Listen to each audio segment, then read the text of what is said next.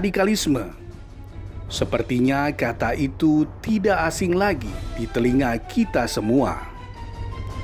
Radikalisme bukan hanya sebuah kata yang selalu menjadi perbincangan hangat di negeri ini. Namun lebih menyeramkan lagi, karena radikalisme sudah masuk ke sendi-sendi dalam kehidupan generasi muda Indonesia. Mahasiswa sebagai generasi yang digadang-gadang merupakan generasi penerus bangsa ini dan diharapkan menjadi tonggak pemersatu, kini sudah mulai teracuni oleh radikalisme. Hal itu terbukti pada beberapa waktu lalu.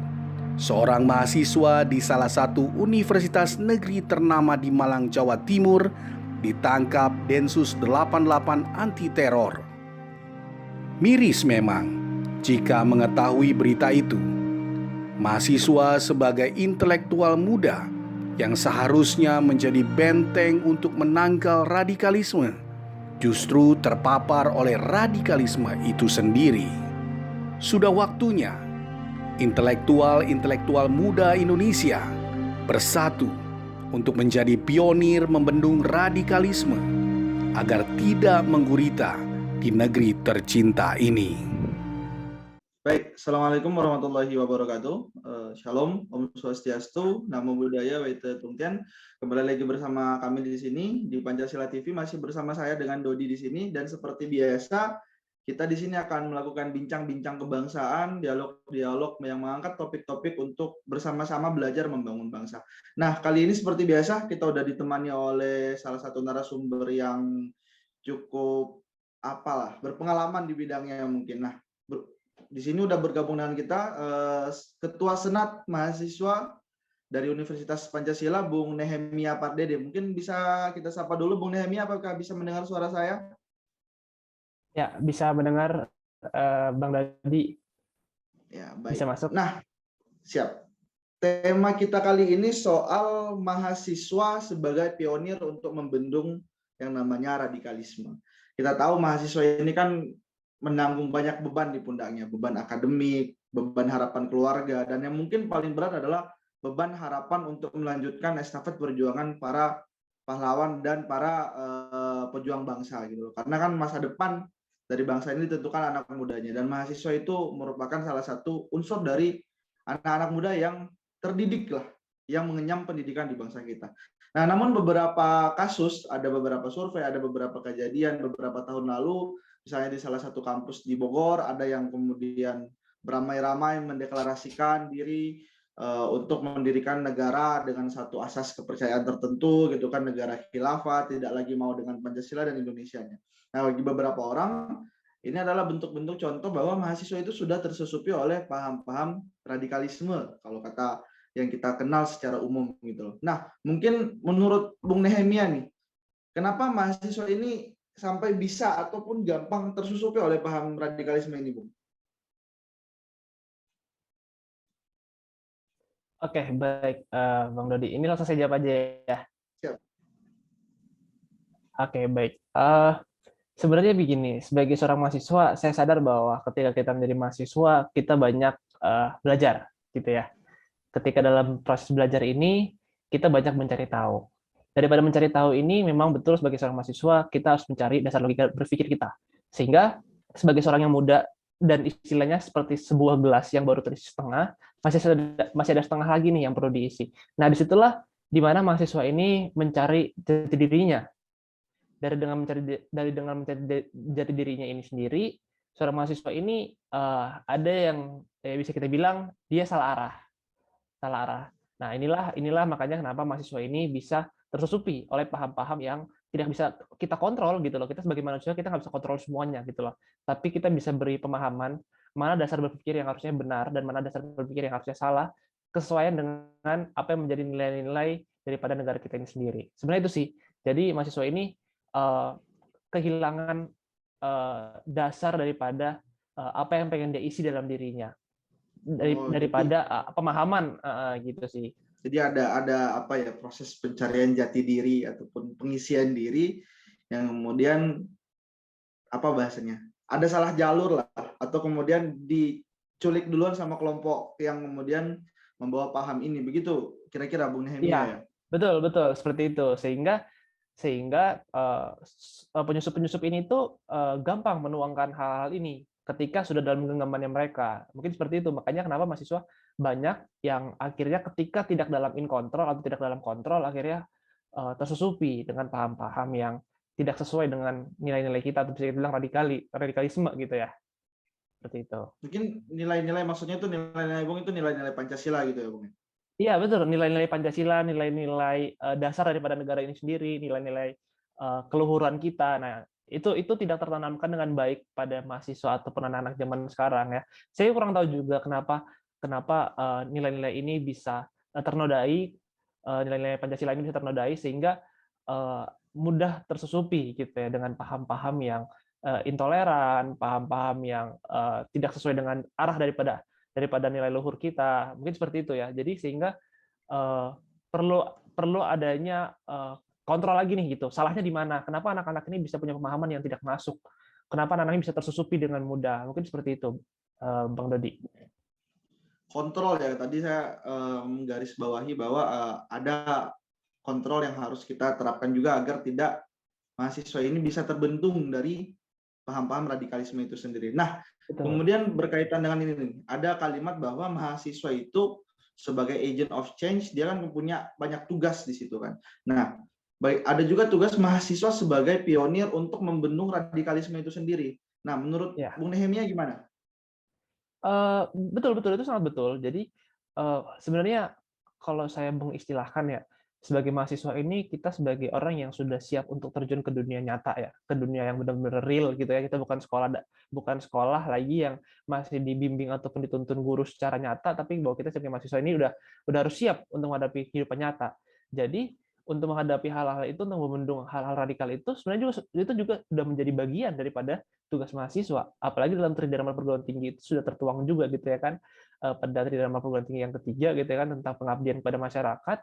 Bagaimana di situ ada peran mahasiswa sebagai agen perubahan, sebagai pionir, sebagai social control. Bagaimana sebagai mahasiswa ini juga kita bisa menciptakan hal-hal baik kepada masyarakat, termasuknya adalah membendung hal-hal radikal seperti ini. Karena masyarakat ini kan bukan saya maksud merendahkan, bahwa kita tahu kalangan masyarakat kita kan berbagai macam aspek ya. Nah, yang mana tingkat pendidikannya itu tidak semuanya bisa terpenuhi, makanya kita yang bisa mendapatkan bangku yang layak, kita yang harus bisa lebih paham dan bisa lebih memberikan arahan kepada masyarakat dan sebagai pionir untuk suatu gebrakan kemajuan yang baik. Mungkin seperti itu Bang Dodi. Jadi selain kemudian membendung diri sendiri dan teman-teman yang lain, jadi memang mahasiswa itu harus turun juga ke masyarakat sebagai insan yang berkesempatan mendapatkan pendidikan ya. Iya, betul. Itu pun sudah tertuang dalam Tridharma perguruan tinggi yang ketiga, sebagai pengabdian terhadap masyarakat. Seperti itu. Sebagai pengabdian kepada masyarakat. Ini menarik. Nah, kemudian begini, Bung. Kita dalam suasana yang masih suasana yang dalam hari lahir Pancasila, kemudian muncul kasus-kasus yang kemudian mahasiswa anti Pancasila, kelompok anti Pancasila ingin mengubah Pancasila, atau bahkan apalah itu bentuknya apa, baik itu berbasis agama ataupun berbasis rasialis kedaerahan, itu tergolongkan dalam bentuk-bentuk radikalisme juga gitu. Nah, menurut Bung Nehemia, apa peran-peran yang bisa kita lakukan secara sadar, secara konkret, mulai dari langkah-langkah kecil yang bisa dilakukan oleh mahasiswa itu sendiri untuk menghadapi hal-hal yang kemudian kelompok-kelompok seperti ini? Oke, sebenarnya ini yang sebenarnya ini yang saya pikirkan sebenarnya, bagaimana sebagai hal-hal ini tuh bisa terjalankan langkah-langkah konkret ya. Sebenarnya ada satu hal simpel yang bisa saya pikirkan, yaitu yang pertama adalah kita tahu bahwa dewasa saat ini adalah media sosial itu sangat menjadi suatu momok raksasa yang mengontrol kehidupan kita saat ini. Sebenarnya dari hal sesimpel media sosial. Karena seperti yang saya tahu ya, maksudnya saya sedikit cerita bahwa kemarin mahasiswa bergerak demo dan sebagainya macamnya, bahwa kita tahu bagaimana Twitter, WA, Instagram itu sebagai media yang bisa sangat cepat, lebih cepat daripada apapun untuk menyebarkan kabar, menyebarkan berita, menyebarkan paham-paham.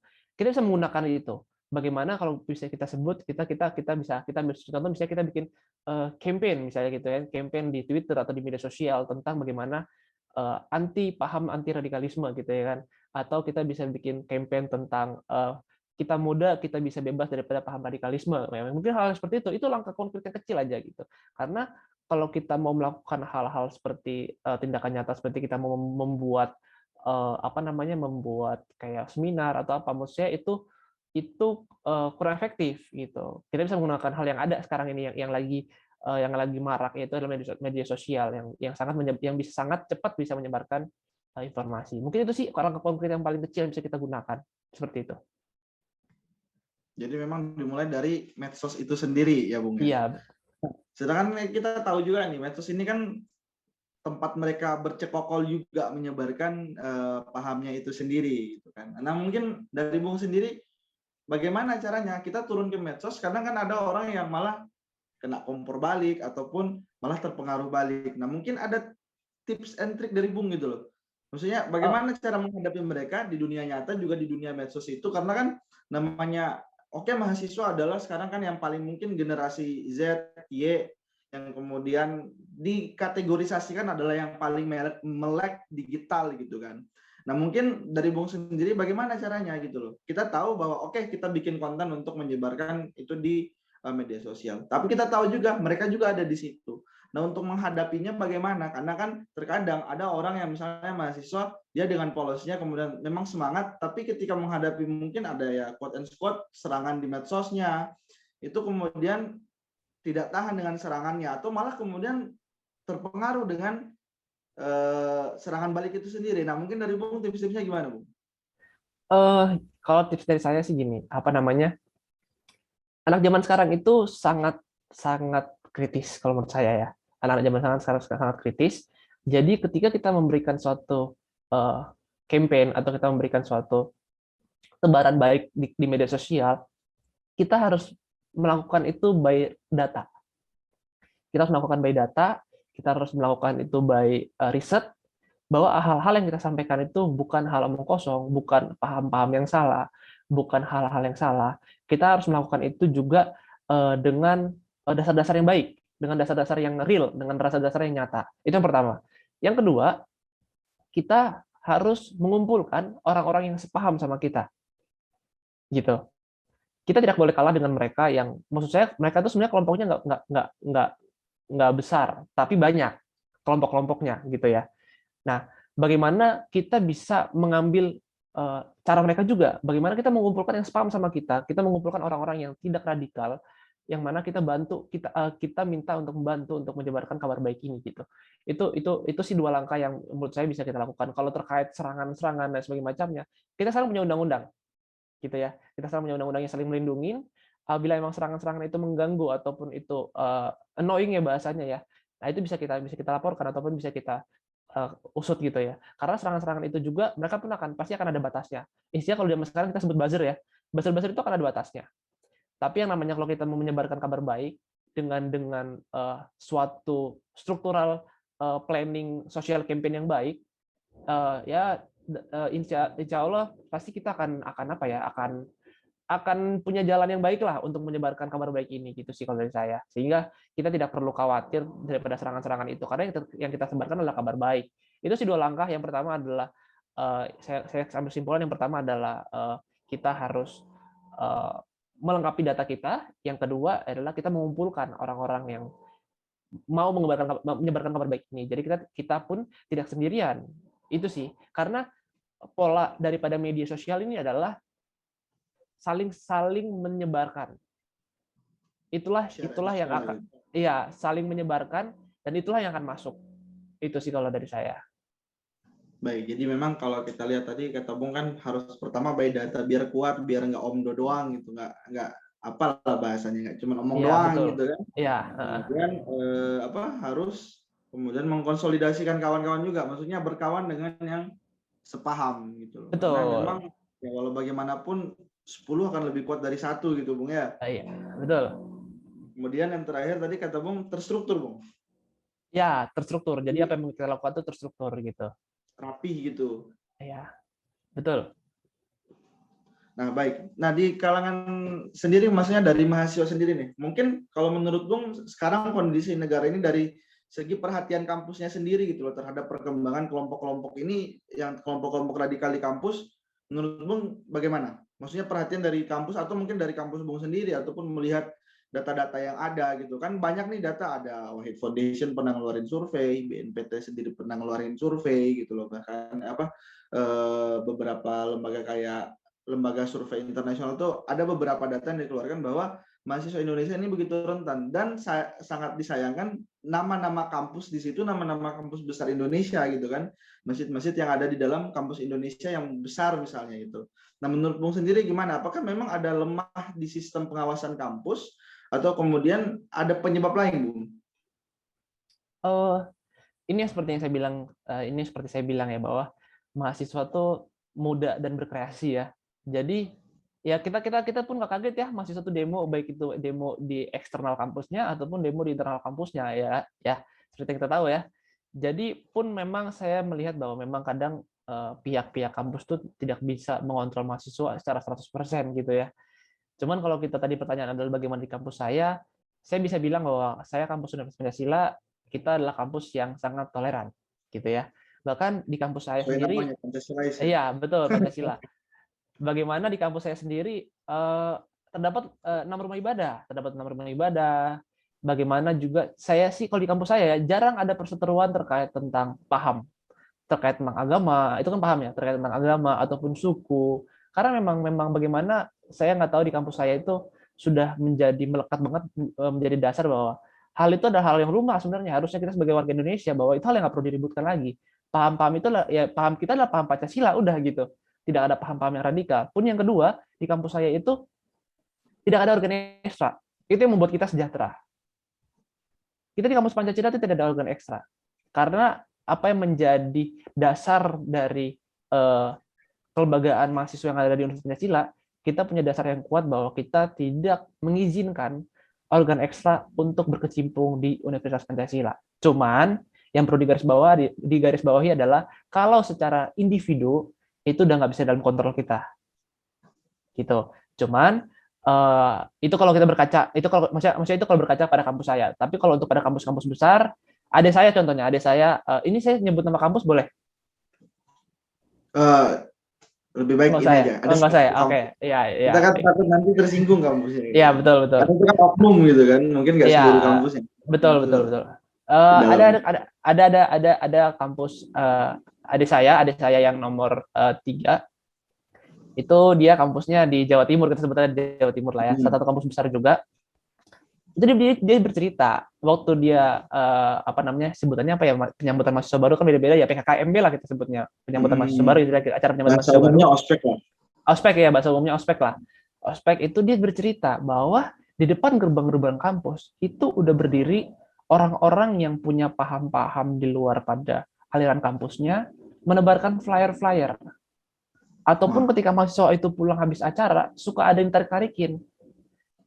Nah, disitulah dia bercerita bahwa itu adalah paham-paham yang ditentang oleh kampus, tapi orang luar ini masih tetap ngotot. Bahkan dia bercerita bahwa sempat hampir ribut mahasiswa itu dengan orang-orang organ ekstra ini di luar. Dia itu berdiri di depan kampus, di depan pagar kampus, menebarkan flyer-flyer itu pada mahasiswa. Nah, saya sih tidak melihat itu di kampus saya, di kampus Pancasila ya. Cuman maksudnya dengan saya mendengar cerita ini bahwa memang kita harus kita akui bahwa mereka sangat radikal ya, sangat cepat bermainnya. Iya, gerakan radikal, iya. Semilitan itu gitu kan. Betul, sangat militan gitu. Jadi maksudnya memang harus ada ketegasan lah dari kampus. Harus ada ketegasan dari kampus, pun harus ada ketegasan daripada mahasiswa itu sendiri sebenarnya. Sehingga memang ketika ada kampus yang memang sudah terkontaminasi oleh radikalisme, ini emang udah harus bekerja sama lah antar stakeholder, tidak cuma mahasiswa gitu ya, dari pihak kampus, dari mahasiswa pun dari pihak orang tua. Mungkin seperti itu yang bisa saya sampaikan. Baik, luar biasa. Memang kalau kita lihat pergerakan mereka ini juga terstruktur dan sangat rapi gitu loh. Jadi makanya seperti kata Bung bilang tadi juga, kalau kita ingin melawan balik ya kita juga harus terstruktur dan rapi gitu kan. Karena betul. kita juga lemah, kadang kan kita loose-nya, oh biarin aja lah gitu-gitu doang gitu kan Bung ya. Oh biarin aja itu cuman itu doang. Padahal mereka mulai dari hal-hal akar rumput sekecil itu gitu loh, menarik Iya, mahasiswa betul. baru, menyebarkan flyer-flyer propagandanya mereka gitu loh. Nah, itu kan hal-hal yang sebenarnya kadang luput dari kita sendiri sebagai Iya, mahasiswa yang mungkin sudah betul. paham, atau luput dari kampus, bahkan luput dari pengawasan pemerintah itu sendiri gitu loh. Karena kan ini dalam internal kampus gitu kan. Nah, makanya Iya, mungkin benar sekali kata Bung tadi, kerjasama antar stakeholder itu sangat penting, dari mahasiswa itu sendiri, dari pihak kampus sendiri, dan mungkin juga pelibatan dari pihak pemerintah itu sendiri juga, karena kan ini menyangkut masa depan bernegara gitu kan. Iya, hari ini betul. mereka masih nyebarin nyebarin flyer, bagaimana nanti ke depannya dia nyebarin apa gitu kan, Ya, ke betul. yang lebih mudah lagi, atau kemudian sesuatu hal yang lebih destruktif lagi, bukan hanya destruktif pikiran tapi mungkin saja destruktif secara fisik gitu lah. Nah, mungkin Bung, sebagai penutup nih, himbauan kepada mahasiswa khususnya, dan kepada masyarakat Indonesia umumnya, juga para pemuda-pemuda yang ada di Indonesia ini, mungkin ada himbauan dari Bung agar jangan sampai kemudian kita terpengaruh ataupun terbawa, sadar ataupun tidak sadar, dengan paham-paham yang anti Pancasila, yang kemudian dapat berpotensi memecah persatuan dan kesatuan bangsa ini. Oke, baik. Terima kasih, Bang Dodi. Kalau dari saya sarannya cuma dua. Yang pertama adalah kita memfiltrasi apa yang masuk dalam diri kita. Yang kedua adalah kita mencari dasar daripada apa yang kita baca ataupun apa yang kita lihat. Dua hal ini sangat penting. Memfilter adalah contoh gini. Kalau kita memilih untuk bahagia, kita pasti akan bahagia. Karena apa? Kita tidak akan memfilter hal-hal kesedihan pada kita. Gitu. Untuk masuk dalam diri kita. Kalau kita memilih untuk tidak kalau kita memilih untuk menjadi orang yang toleran, kita akan toleran gitu. Sebenarnya bagaimana dari kita untuk memfilter apa yang masuk dalam diri kita. Itu yang pertama. Yang kedua adalah bagaimana kita meresearch apa yang kita baca dan apa yang kita lihat. Kurangnya daripada anak-anak muda zaman sekarang adalah kurangnya ataupun minimnya literasi atau minimnya mencari tahu. Kritis ya, tapi kadang kritisnya ada yang tidak tanpa dasar. Sehingga paham-paham itu sangat mudah sekali untuk masuk atau tersusupi. Jadi menurut saya sih cuma dua. Filtrasi dalam diri, yang kedua adalah mencari data atas apa yang kita lihat dan apa yang kita baca untuk dimasukkan dalam diri kita sendiri. Mungkin itu saran dari saya, sehingga kita tidak bisa tersusupi oleh paham-paham yang radikal. Dan saran saya, banyaklah membaca tentang bagaimana Indonesia bisa berdiri hampir 70 tahun ini, bagaimana kuatnya kokohnya Indonesia ini, sehingga kita tahu bahwa dasar negara kita dan dasar negara yang sebenarnya sangat kuat. Karena keberagaman yang ada di kita itu bukan keberagaman yang ecek-ecek, kita keberagaman yang sangat-sangat beragam dan sangat banyak. Perpecahan di Indonesia sangat kuat, tapi bagaimana kerennya para leluhur kita bisa menyatukan Indonesia. Itu sih dari saya, Bang Dodi. Baik, biasa sekali. Kalau saya coba simpulkan tadi, sebenarnya nggak dua, Bung. Ada tiga yang Bung katakan tadi. Yang pertama adalah filtrasi dari diri, pandai-pandai. Kemudian menerima informasi, kemudian cek data. Jadi ini agak berhubungan, filtrasi dan cek data inilah ya, Bung ya. Ya. Intinya sih cek and recheck, jangan gampang percaya, cari siapa yang ngomong, cari yang jangan gampang percaya gitu loh, apalagi dengan media sosial gitu kan. Kemudian adalah yang terakhir ialah jas merah. Bukan begitu, Bung? Jangan sekali-kali lupa sejarah gitu. Karena negara kita dibangun bukan hanya dengan keringat doang gitu loh. Bahkan ada darah di situ, sehingga kemudian para pejuang kita mempertahankan yang namanya NKRI ini dengan Pancasila yang ada sebagai dasar negaranya. Baik, Bung Nehemia, terima kasih atas sharing-sharing singkatnya. Kami di Pancasila TV sangat mengapresiasi kaum-kaum muda seperti Bung Nehemia ini. Semoga sukses, prestasi akademiknya makin menjulang, dan kemudian mungkin kalau aktif di dunia gerakan semakin lincah dalam bergerak. Mungkin demikian episode kali ini dari Pancasila TV. Saya Dodi Abdallah undur diri. Jangan lupa untuk share, subscribe, and like kita, agar kawan-kawan kita di luar sana juga dapat belajar bersama-sama dengan kita. Baik, terima kasih. Assalamualaikum warahmatullahi wabarakatuh. Shalom, Om Swastiastu, Namo Buddhaya, Wete Tumtian, salam kebajikan.